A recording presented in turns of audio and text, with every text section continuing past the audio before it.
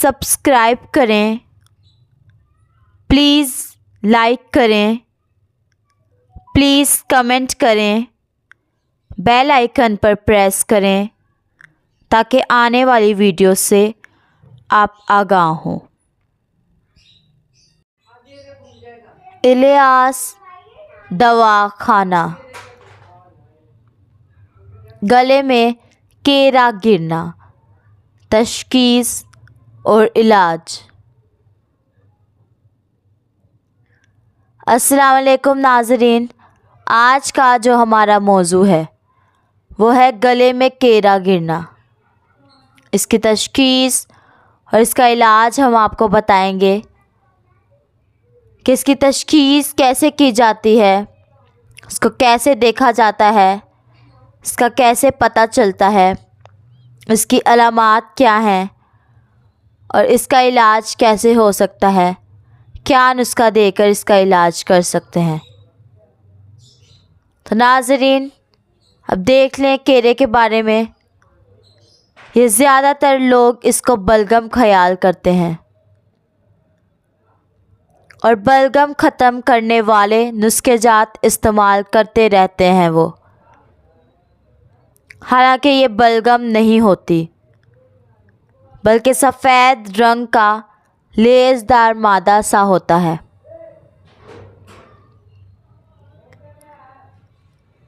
جیسے آنتوں میں لیسدار مادہ ہوتا ہے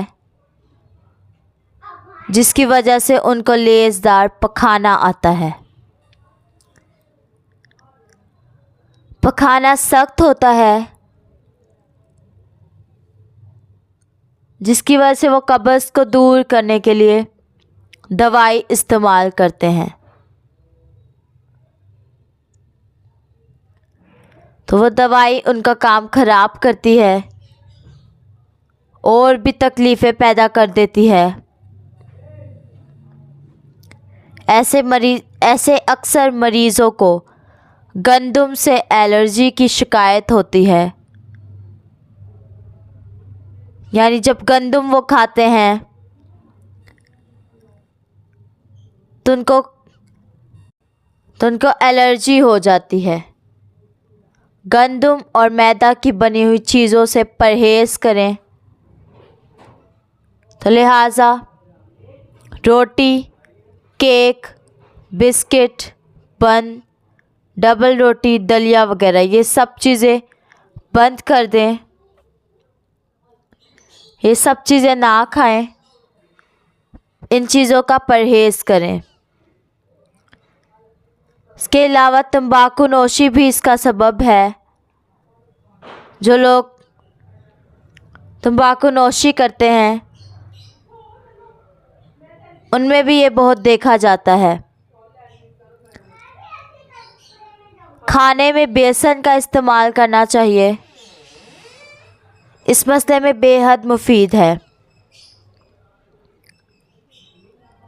بھنے ہوئے چنے کھائیں اور کشمش کا استعمال کرنا یہ بھی مفید ہے۔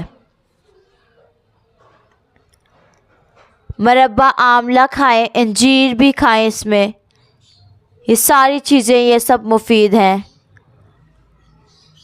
لیکن بسکٹ، بن، ڈبل روٹی، دلیا وغیرہ یہ سب نہ کھائیں۔ میدا کی یا گندم کی بنی ہوئی چیزیں یہ سب نہ کھائیں۔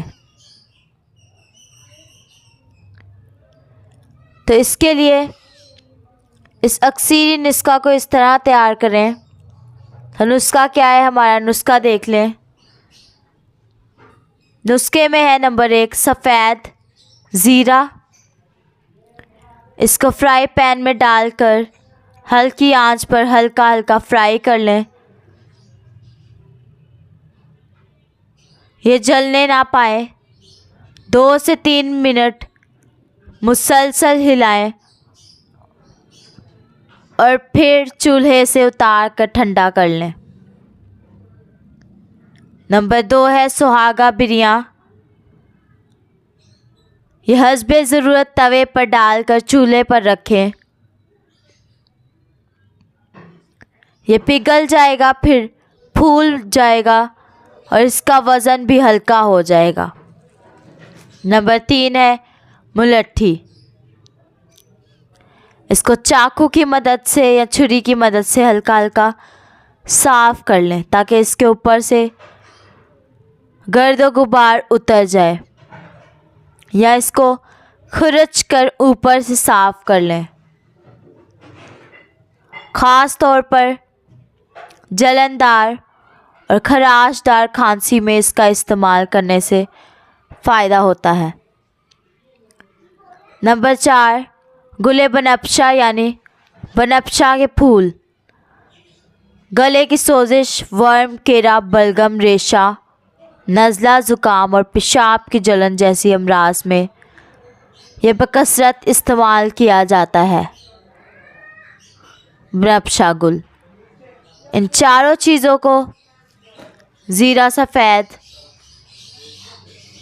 سہاگا بریاں، ملٹھی اور بنفشا گل، چاروں چیزوں کو برابر وزن لینا ہے اور ان کو پیس لینا ہے، اچھی طرح پیس کر ملا لیں، ہاتھوں سے باریک کریں، گرینڈر میں نہ ڈالیں، ہاتھوں سے باریک کریں، اور پھر کسی بند جار میں، کسی بند شیشی میں محفوظ کر لیں، اور اس کو کب کب کھانا ہے، کیسے کھانا ہے یہ دیکھ لیں۔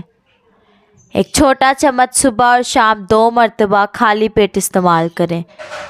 صبح اور شام صرف دن میں 2 ٹائم کھانا ہے اور خالی پیٹ یعنی کھانا کھانے سے پہلے۔ اس کو شربت بزوری کے ہمراہ استعمال کریں، اس کے ساتھ شربت بزوری پئیں تو زیادہ بہتر آپ کو فائدہ پہنچے گا، ورنہ پانی کے ساتھ ہی استعمال کر لیں۔ جو چیزیں سمجھ نہ آئے آپ ہم سے رابطہ کریں، ہمارا نمبر دیا ہوا ہے۔ ہمارا نمبر کیا ہے؟ 0300 7061187۔ اللہ حافظ۔